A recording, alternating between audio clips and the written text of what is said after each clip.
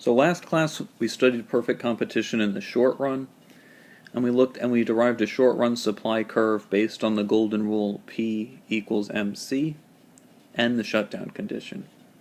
So basically in the short run we choose whether or not to shut down, and then if we don't, we make a Q that sets price equals to marginal cost. In the long run, the firm has a little bit more flexibility. They can choose to enter or exit the market completely. And not only that, lots of firms can choose to enter or exit the market. Because there's, as our assumption at the beginning of the last video stated, our assumption here is that there's free entry and exit. So we can analyze the profit of a firm analytically and graphically. I think for the purpose of this class, the analytical will give you more intuition about the model, but the graphical approach is what you will be asked to use on the tests and problem sets. So our profit is PQ minus C. We can pull the Q out so that it's P minus C over Q, and now we can simplify that expression. In the parentheses, it's P minus average total cost, right? The total cost divided by the Q is the average total cost.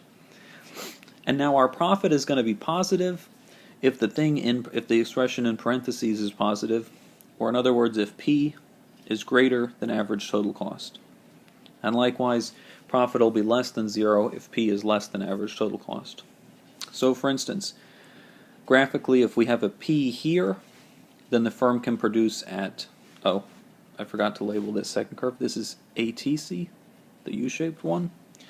So if the price is where I drew it with the blue line, then we have price equals marginal cost. We're producing this Q, and our price exceeds our price that we're selling at exceeds our average total cost. So this block, the Q that we produce times the markup over our average total cost, this height here, gives us our profit. So this blue rectangle is our profit.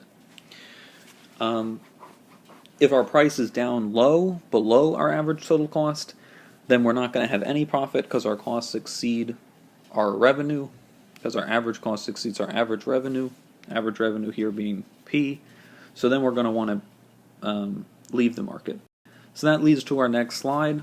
Our criteria for entering and exit the market is that if firms are making positive profits, then they're happy, they stay in the market, but other firms see that and they enter the market because they want to make profit. If profit is less than 0, then clearly this is a terrible investment and firms are going to want to exit the market. And only at the point where profit is 0 are we going to have stability with no entry and no exit. So we can analyze this similar to how we analyze the firm's profit decision.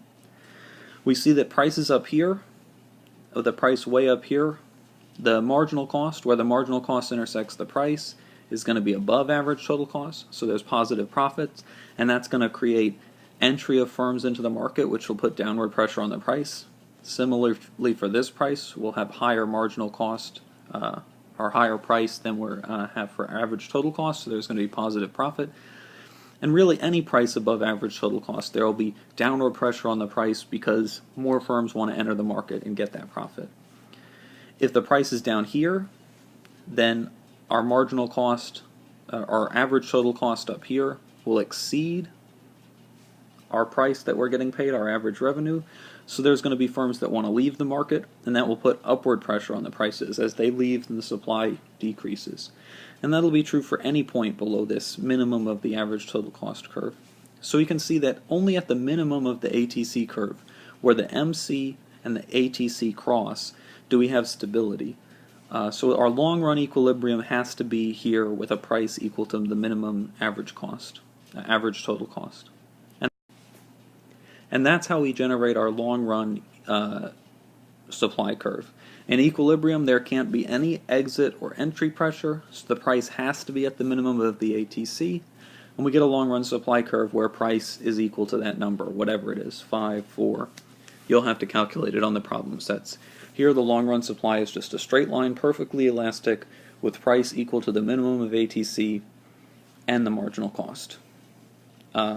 If we want to do comparative statics, which I'll leave to you in class and on the problem set, we can draw on a demand curve, and we think about how the minimum of the ATC would be influenced by decreases in costs or increases in costs, and we can go back and analyze how that would increase or decrease the number of firms, how it would have pressure on entry and exit. Obviously, there's a lot of variables in this model, so it's going to take a little time to digest, but I want you to see the key intuition here, which is that only when P equals the minimum of the ATC do we have stability. No entry pressure, no exit pressure, no profit. So here's 3 review questions for important concepts. First, what decision does a firm make in the short run? There's really 2 decisions, and then how does it make those decisions? And then what decision does the firm make in the long run, and how does it make that decision? 2, I want you to distinguish between the entry-exit decision and the criteria the firm uses for it from the shutdown decision and the criteria the firm uses for shutdown. And then 3, this is an optional problem.